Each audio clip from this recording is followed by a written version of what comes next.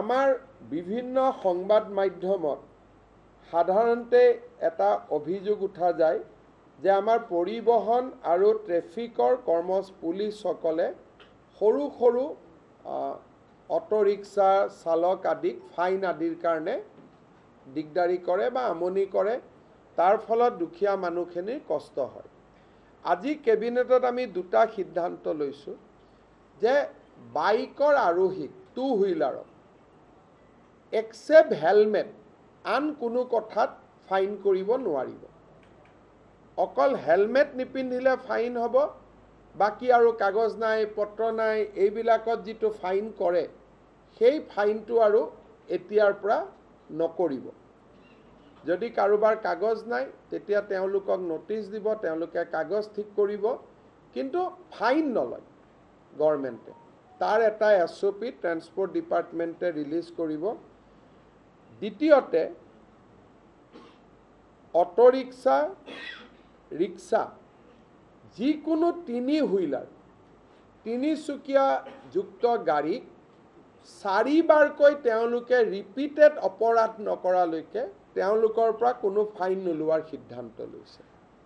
তাৰমানে এজন auto rickshaw বা এটা ৰিক্সা বা এজন ৰিক্সা চালকে 4টা ফাইন কৰাৰ পিছতহে 5 নম্বৰ বাৰতহে তেওঁলোকৰ পৰা ফাইন ল'ব পাৰিব। তাৰমানে 4 বাৰ আমি তেওঁলোকক ৱাৰ্ণিং দিম, 4 বাৰ ৱাৰ্ণিং দিয়াৰ পিছতো যদি তেওঁলোকৰ ভুলটো তেওঁলোকে কৰিয়েই থাকে তেতিয়াহ'লে 5 নম্বৰ বাৰতহে তেওঁলোকৰ পৰা ফাইন লোৱা যাব। আৰু তেনেকৈ মটৰচাইকেল স্কুটি আদিৰ পৰা এটাতে খালি ফাইন লোৱা যাব হেলমেট নিপিন্ধিলে, বাকী আন কথাত আমি তেওঁলোকৰ পৰা ফাইন নলওঁ। ইয়াৰ ওপৰত ট্ৰেন্সপৰ্ট ডিপাৰ্টমেণ্টক নিৰ্দেশ দিয়া হৈছে যে আপোনালোকে এটা SOP বনাই অহা 15 দিনৰ ভিতৰত আপোনালোকে প্ৰকাশ কৰক, যাতে অটো ৰিক্সা ৰিক্সা ৰিক্সা এওঁলোকে যাতে ফাইন আদিৰ পৰা ৰক্ষা কৰিব খোজে।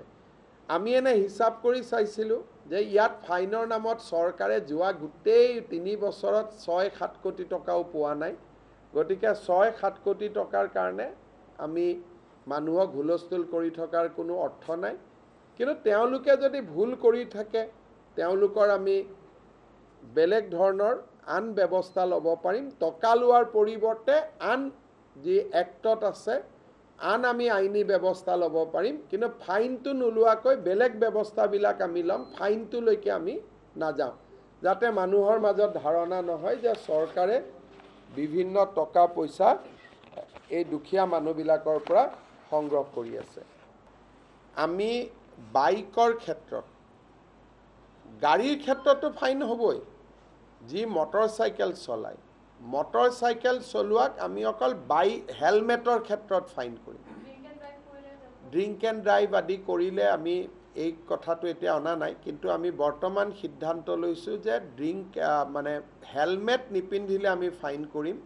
বাকী কথাবিলাকত এনেকুৱা, এই মটৰচাইকেলবিলাক আমাৰ চুইগি বিভিন্ন ল'ৰা ছোৱালীয়ে চলায়, আৰু কলেজত অহা ল'ৰা ছোৱালী চলায়, স্কুলত অহা ল'ৰা ছোৱালীয়ে চলায়। হেলমেটটো নিপিন্ধিলে তেওঁলোকৰ এক্সিডেণ্ট হ'ব, তেওঁলোকৰ মৃত্যু হ'ব, তেওঁলোকক বচোৱাটো আমাৰ দায়িত্ব। বাকী এই যে কিবা এক্সপায়াৰী ডেট হৈ গ'ল, কিবা পলিউশ্যন নাই, কিবা প্ৰিমিয়াম দিয়া নাই, সৰু সৰু কথাৰ কাৰণে যিবিলাক ফাইন কৰে, ড্ৰিংক এণ্ড ড্ৰাইভটোতো ফাইন থাকিবই, কিন্তু সৰু সৰু কথাৰ কাৰণে যিবিলাক ফাইন কৰে, কেতিয়াবা অভিযোগ আহে যে লাইচেন্সখন 2টা দিন পাৰ হৈ গ'ল, ক'ৰবাত ৰেজিষ্ট্ৰেশ্যন নম্বৰটো নাই, ক'ৰবাত পলিউশ্যন নাই, বাকী কথাবিলাকত যিটো ফাইন কৰে তাক আমি প্ৰথম ৱাৰ্ণিং দিহে পিছত আমি আইনী ব্যৱস্থা ল'ম। ফাইনৰ ব্যৱস্থাক বাদ দি আইনী ব্যৱস্থাবিলাক থাকিব, খালি টকাটো নলওঁ। বাকী লাইচেন্স কেঞ্চেল, অমুক কেঞ্চেল, যিবিলাক আইনী ব্যৱস্থা সেইবিলাক থাকিবই, খালি ফাইনটো আমি নলওঁ। বাকী আইনী ব্যৱস্থা হ'ব, ফাইনটো নহয়। আইনী ব্যৱস্থা থাকিবই, লাইচেন্স কেঞ্চেল হোৱা, কিবা হোৱা, আইনী ব্যৱস্থাবোৰ থাকিব। কিন্তু আপোনালোকে যে চৰকাৰক অভিযোগ কৰি থাকে চৰকাৰে টকা লয়, দৰমহা দিব পইচা নাই, সেইটো আমি নোহোৱা কৰি দিছোঁ, যে আমাক টকা নালাগে, আইনী ব্যৱস্থা আমি ল'ম।